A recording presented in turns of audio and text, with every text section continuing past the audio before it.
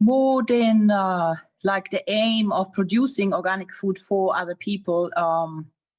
I came to this place around about 30 years ago.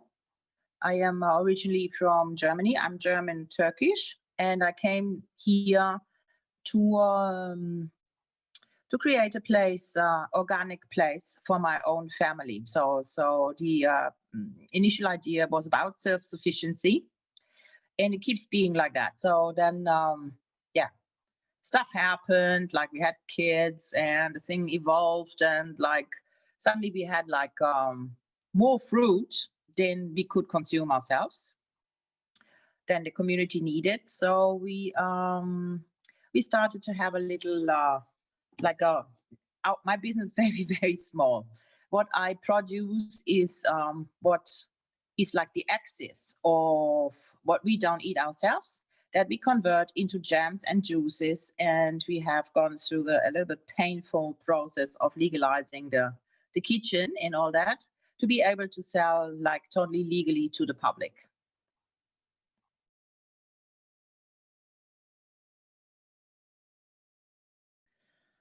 It all goes into the same direction. First of all, you can, organic food is alive. Like if it has not traveled very far, when you harvest the plants and you manage to kind of eat them yourself shortly after, or give them to your customers shortly after, there's still a lot of vital ingredients in it that are active. So it's food that is actually alive.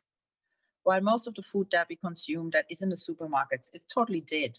It looks still green, but they have kind of put so much chemical in it to give it this appearance. It's just appearance. So like what we take in is not contributing to our livelihood and to our well-being.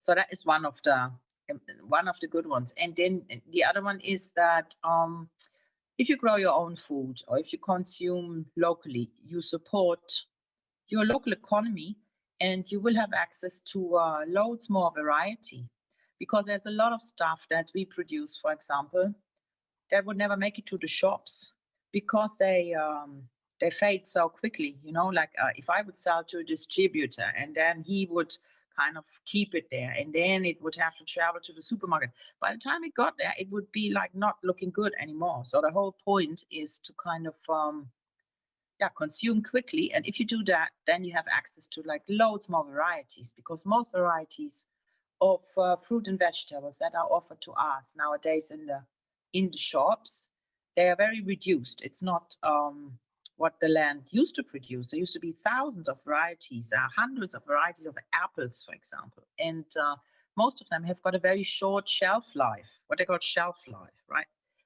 So these things have reduced the varieties that are available in the ordinary shops. So we miss out on flavors, textures, and generally kind of live food.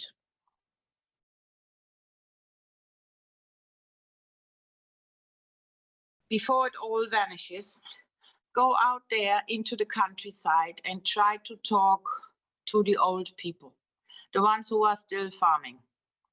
I know that it's not very easy, because at least here, it's like to gain their confidence and to actually get them to explain anything is, it's pretty tricky, because they're not used to they have a lot of knowledge, but they're not used to passing the knowledge on. So very often they don't really know how to explain things. But they have been doing this work now for so many years, and they have learned from their forefathers and so on. So there is this kind of uninterrupted chain of kind of passing on knowledge about like how to work, and very often without chemicals, like just like the traditional kind of way of farming. And if nobody goes there to kind of extract this kind of knowledge from them, it will be lost.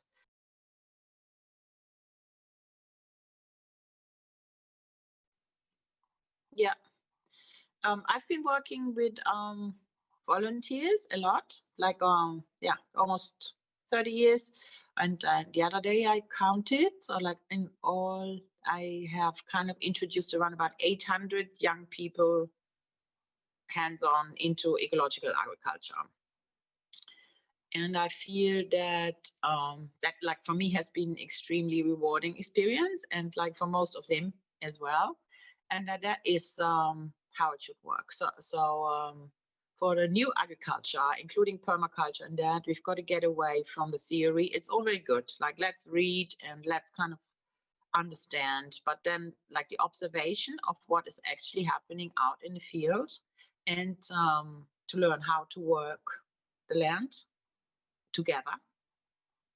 That is what will eventually save us, because it is rewarding, and it gives us good food, and we learn how to establish like a healthy human relationships, because we're all working on the same thing, and we have like this one aim, that we just want to kind of create a better world, a world without, where all creatures have a right to exist, and even the weeds that bother you, and insects that eat your cabbages, like everybody has got a right to exist the same as us. And the more you are out there, the more you kind of it humbles you, you know, because the more you observe, the more you see like how perfect nature really is, and the less you think in this kind of pattern that comes from our breaking down society, that we are the ones who kind of dominating all this.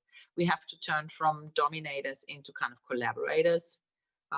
Yeah, because the more we collaborate, the better results we will get, and you have the feeling that you are actually cared for, instead of being like this kind of monster that kind of kills everybody else just because we think we've got a bigger right to food and to survival than everybody else. It's just the wrong attitude.